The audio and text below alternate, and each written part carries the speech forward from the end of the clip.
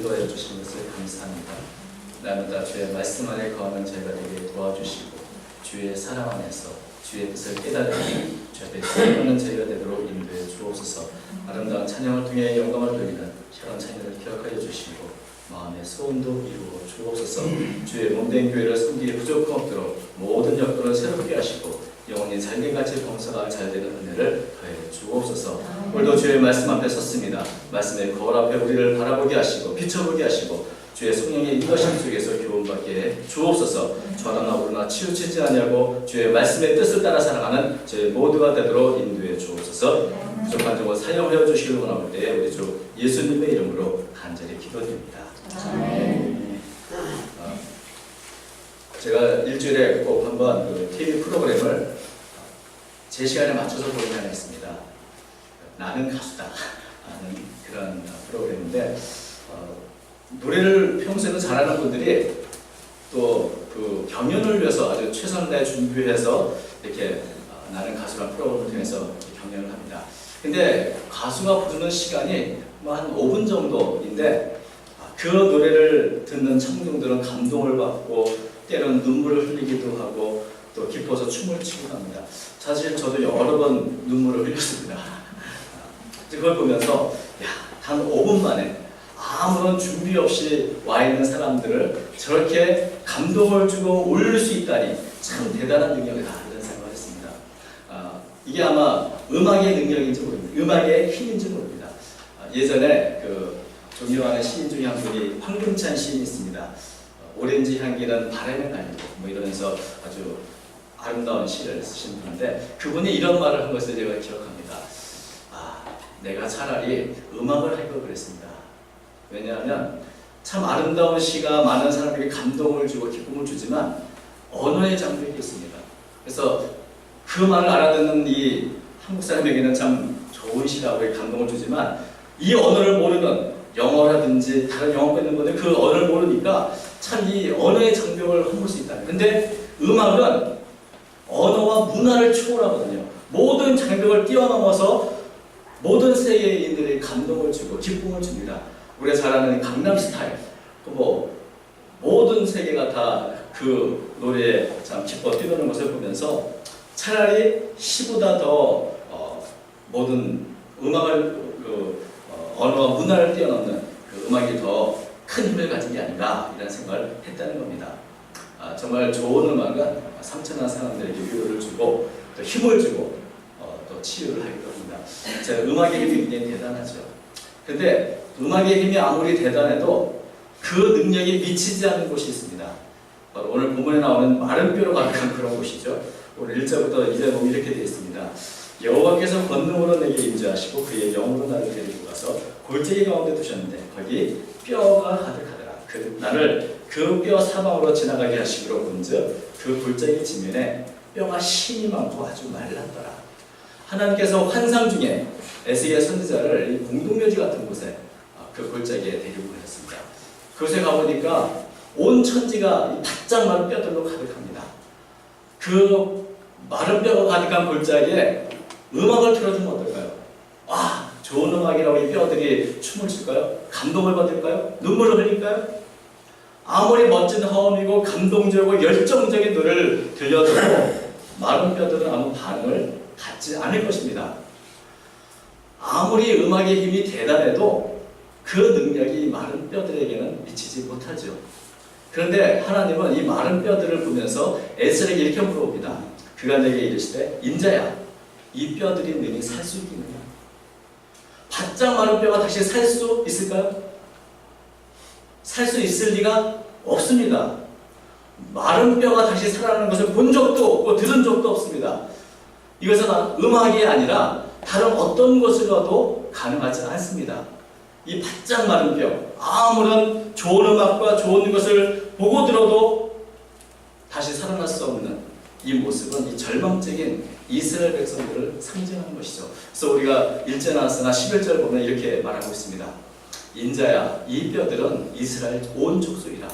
그들의 이르기를 우리의 뼈들이 말랐고 우리의 소망이 없어졌으니 우리는 다 멸절되었다 하느니라. 이스라엘 백성들 스스로 생각하기 우리는 다 마른 뼈들 같다. 왜냐하면 지금 이스라엘 백성들의 상황이 어떤가 하면 바벨론에 나라가 망했습니다. 그리고 모든 백성들은 여기저기 잡혀와서 타국의 노예처럼 포로로 다 끌려갔습니다. 이스라엘 나라는 존재하지 않습니다. 조국은 철저하게 파괴됐고 백성들은 타국에서 노예가 되고 이제 우리는 다 끝났다. 마치 가죽은 다 벗겨지고 살은 다 떨어지고 힘줄은 다 끊어져서 너덜너덜해진 그런 뼈 같고 그것도 시간이 오랜 마른 뼈 같아서 이제는 우리 민족은 끝났다. 아무런 것도 기대할 수 없다. 이것이 바로 이 마른 뼈의 상징인 것이죠. 그 어떤 희망도 기대할 수 없는 그런 절망적인 모습, 그게 이스라엘 백성이 생각하는 자기 자신이었습니다. 움직이는 것들이 있나요? 사실 우리가 인생을 살면서 이런 문제에 직면할 때가 있습니다. 최근 우리 세월호 참사를 비롯한 이 현실의 문제를 보면 정말 무엇으로 위로해야 할지 방법을 찾지 못할 만큼 절망적인 순간들이 있습니다.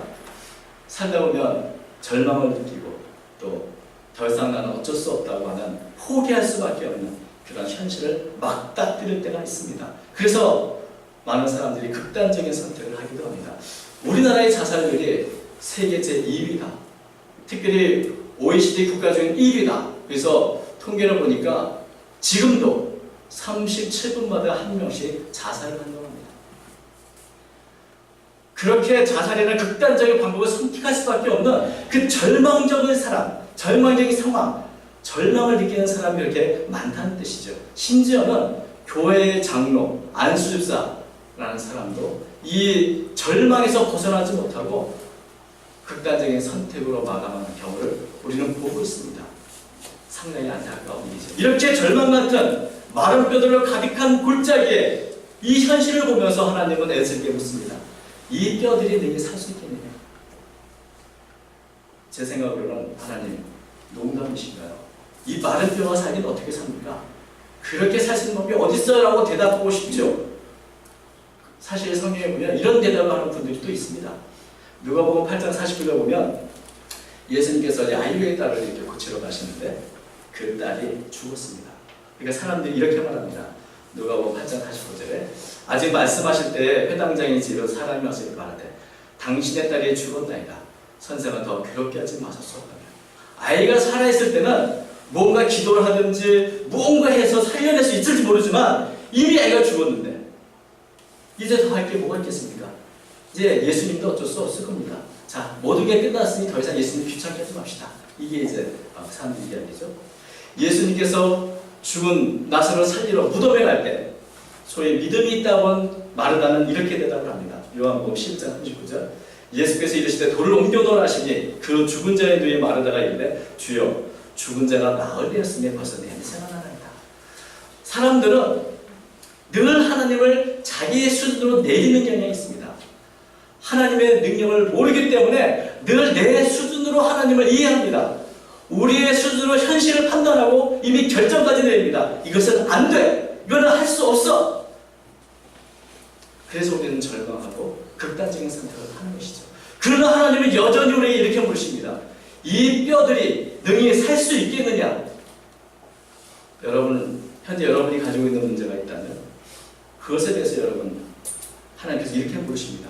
그 문제가 능히 해결될 수 있겠느냐? 이 뼈들이 능히 살 수 있겠느냐? 그때 여러분은 무엇라고 하나님께 대답을 하시겠습니까? 죽음 같은 절망을 느낄 때 그때도 하나님은 우리에게 이렇게 물으십니다. 이 뼈들이 능히 살 수 있을까? 이 뼈들이 능히 살 수 있겠느냐? 에스겔은 가장 현명한 대답을 했습니다. 내가 대답하되 주 여호와여 주께서 하시나이다. 내 생각은 안 될 것 같은데 내 능력은 불가능합니다. 살 수 있죠 하나님. 내가 할 수 있나요? 내가 하지 못합니다. 그러나 하나님은 창조주시니까 하나님이라면 할 수 있는데 과연 하나님이 하실지 안 하실지 그걸 제가 어떻게 합니까? 그러니 에스겔은 여호와여 주께서 하시나이다.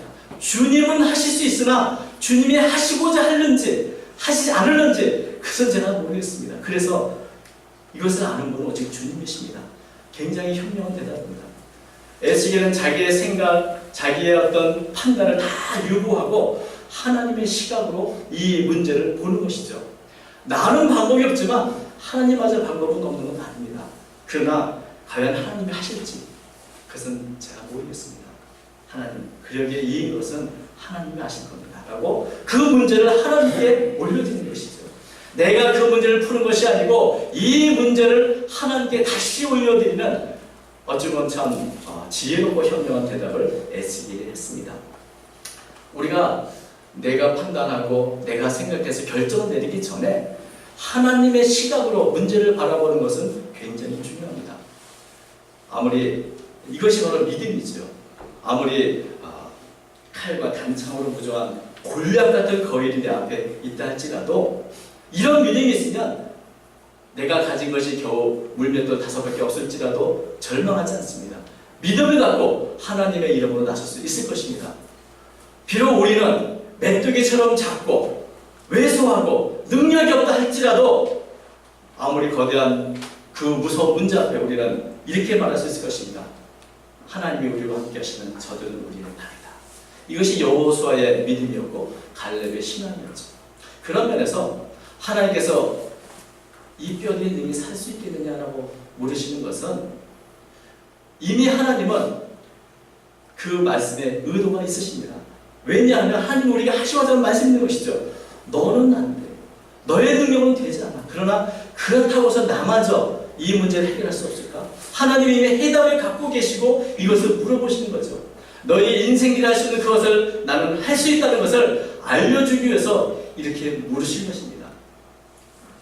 4절 말씀부터 보면 이렇게 되겠습니다. 또 내게 이르시되 너는 이 모든 뼈에게 대언하여 이르기를 너희 마른 뼈들아 여호와의 말씀을 들을지어다. 주 여호와께서 이 뼈들에게 이같이 말씀하시기를 내가 생기를 너희에게 들어가게 하시나니 내가 살아나리라. 너희 위에 힘줄을 두고 살을 입히고 가죽으로 덮고 너희 속에 생기를 넣으리니 너희가 살아나리라. 또 내가 여호와인 줄 너희가 알리라 하셨다 하라. 하나님은 이 모든 뼈들을 능히 살게 할 수 있습니다.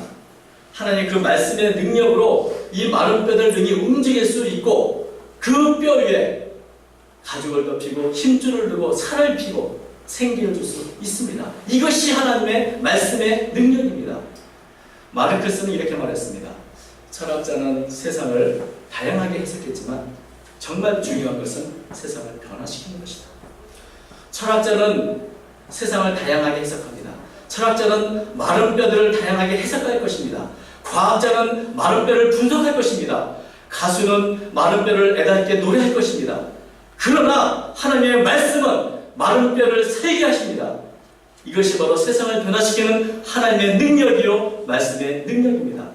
하나님의 말씀은 온 세계를 창조하신 바로 그 능력이기 때문에 그렇습니다.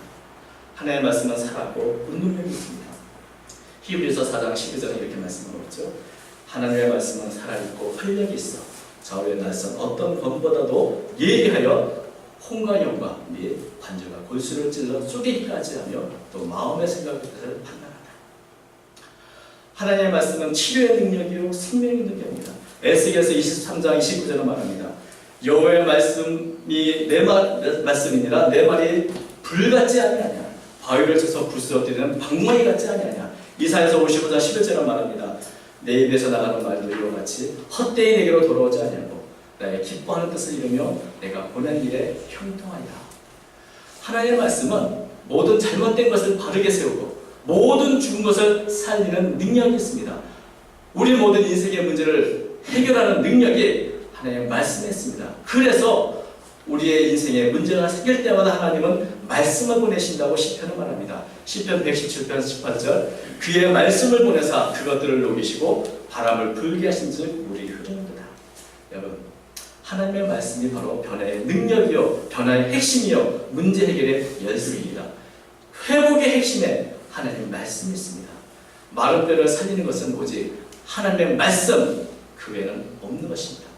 그런데 하나님은 그 능력의 말씀을 직접 마른 뼈에게 말씀하지 않고 그 말씀을 그 능력의 말씀을 에스겔로 하여금 대언하게 하십니다. 그리고 이 에스겔의 대언으로 말미암아 하나님의 능력이 마른 뼈에게 나타나는 것을 보게 됩니다. 7절 보면 이렇게 되어 있죠. 7절과 8절 이에 내가 명령을 따라 대언하니 태어날 때 소리가 나고 움직이며 이 뼈, 저 뼈가 들어맞아 뼈들이 서로 열리더라. 내가 떠보니 그 뼈에 힘줄이 생기고 살이 오르며 그 위에 가죽이 덮이나 그 속에 생기더라. 하나님은 명령하시고 에스겔은 그 말씀을 그대로 대언합니다. 하나님의 명령에 따라서 때로는 마른 뼈들에게 대언하고 때로는 생기들에게 대언하고 하나님의 말씀을 에스겔은 순종합니다. 9절부터 10절 보면 또 내게 이르시되 인자여 너는 생기를 향하여 대언하라. 생기에 대하여 대언하기를 주의 여호와께서 이같이 말씀하시기를 생기야 사방에서도 들어와서 이 죽음을 당한 자에게 붙어서 살아나게 하라 하셨다. 이에 내가 그 명령대로 대언하였더니 생기가 그들에게 들어가며 그들이 곧 살아나서 일어나서는데 그렇게 큰 군대더라. 여기에 반복되는 말이 하나 있습니다. 바로 대언이라는 말입니다. 하나님의 말씀을 받은 그대로 선포하는 것입니다. 이 대언이라는 말이 히브리어로는 나바라고 합니다. 나바. 그래서 하나님의 말씀을 예언한다, 대언한다, 선포한다 이런 뜻입니다. 이렇게 나바를 하는 사람들을 나비라고 부릅니다. 나비. 나비야. 이 나비라는 것은 바로 예언자, 선지자를 말합니다. 나바를 하는 사람이 나비입니다. 하나님의 말씀을 전하는 사람이 나비입니다. 하나님의 말씀을 대언하고 선포할 때 하나님은 이 나비를 통해서 마른 뼈들을 움직이고 연결되게 하고 힘줄을 생기게 하고 살이 오르게 하는 것입니다. 생기가 오게 하는 것입니다. 여러분, 우리가 복음을 전한다는 그 복음의 능력이 여기 있습니다. 나의 능력이 아니라 하나님의 말씀을 우리가 받아서 전할 때 그 말씀의 능력이 죽은 자를 살리게 되는 것입니다. 여러분, 교회의 사명이 무엇입니까? 바로 이렇게 하나님의 말씀을 대언하는 것, 선포하는 것, 복음을 전하는 것, 이것이 바로 교회의 사명입니다. 목사의 사명입니다. 가수가 아름다운 노래를 불러서 사람들에게 감동과 기쁨을 주는 것이 본분이라면 우리 교회의 사명은 진리의 말씀과 그 복음을 바르게 전해서 마른 뼈와 같은 영혼들에게 생명을 주는 것입니다. 바로 에스겔은 이 일을 했던 것이고 하나님은 에스겔을 그 시대의 대언자로 세우신 것입니다. 여러분, 이렇게 하나님의 말씀을 대언할 때 죽은 지 오랜 마른 뼈들이 변해서 살아나서 극히 큰 하나님의 군대가 되었습니다. 마른 뼈가 완벽하게 살아났습니다. 이것이 말씀의 능력이요, 이것이 복음의 능력입니다. 오늘 우리가 이 시대에 해야 할 우리의 사명이기도 합니다. 교회 가장 큰 사명은 말씀 선포였습니다. 우리가 구제도 해야 되고 해야 할 일이 많이 있습니다. 구제와 사랑도 중요합니다. 그러나 마른 뼈에게 필요한 것은 밥이 아닙니다. 옷이 아닙니다. 바로 생명인 하나님의 말씀입니다. 말씀을 제대로 전하지 못하는 것처럼 큰 죄는 없습니다. 생명 없는 영혼들에게 그들이 필요한 것은, 그들이 듣기 원하는 것은 살아있는 하나님의 말씀, 능력의 말씀인 것입니다. 마른 뼈들은 오늘도 우리에게 손짓합니다. 하나님의 말씀을 들려달라. 오늘 한국교회가, 오늘 우리들이 이 땅에서 하나님의 말씀을 붙잡고 바르게 선포하는 사명을 감당하게 될 줄로 믿습니다. 세월호 사건을 보면서 우리가 무엇으로 위로하겠습니까? 여러 가지 정치적으로 경제적 어려운 이 시대 상황을 보면서 때로는 절망을 느끼는 수많은 사람들에게 우리가 무엇으로 그들에게 위로를 줄 수 있겠습니까? 노래를 불러줄까요? 그들에게 이 시대를 해석해줄까요? 아프니까 청춘이라고 말해줄까요? 여러분, 이 시대에 필요한 것은 바로 하나님의 말씀입니다. 시편 40편 6절은 말합니다. 말하는 자의 소리여 이르되 외치라. 대답하되 내가 무엇이라 외치리까? 하니 이르되 모든 육체는 풀이요 그의 모든 아름다움은 들의 꽃과 같으니 풀은 마르고 꽃이 시드면 여호와의 기운이 그의 풀이요 이 백성은 실로 풀이로다. 풀은 마르고 꽃은 시드나 우리 하나님의 말씀은 영원히 서리라 하라. 하나님의 말씀이 우리를 살리는 겁니다. 하나님의 말씀을 들을 때 우리 민족이, 우리 사회가 희망이 있습니다. 마른 뼈가 될지라도 문제는 해결될 것이고 생기는 들어올 것이고 다시 살아나게 될 것입니다. 우리 민족이 살아나는 방법은 하나님의 말씀을 듣는 것 외에 없습니다. 우리의 이 메마른 뼈 같은 이 현실, 절망 같은 상황에서 벗어날 수 있는 길은 돈 몇 푼이 아니라 하나님의 말씀입니다. 오늘 우리가 이 하나님의 말씀을 붙잡아야 하겠습니다. 우리가 이 말씀을 붙잡고 살아나고 아직도 마른 뼈와 같은 우리의 이웃들에게 이 복음의 말씀을 전함으로, 대언함으로, 선포함으로 살려야 할 줄로 믿습니다. 오늘 이 시대에 우리는 에스겔같이 하나님의 말씀을 대언하는 사명을 받았습니다. 우리가 먼저 하나님의 말씀을 붙잡고 배우고 묵상하고 연구하시길 바랍니다. 영원한 하나님의 능력으로 우리의 삶을 충분히 채우기를 바랍니다.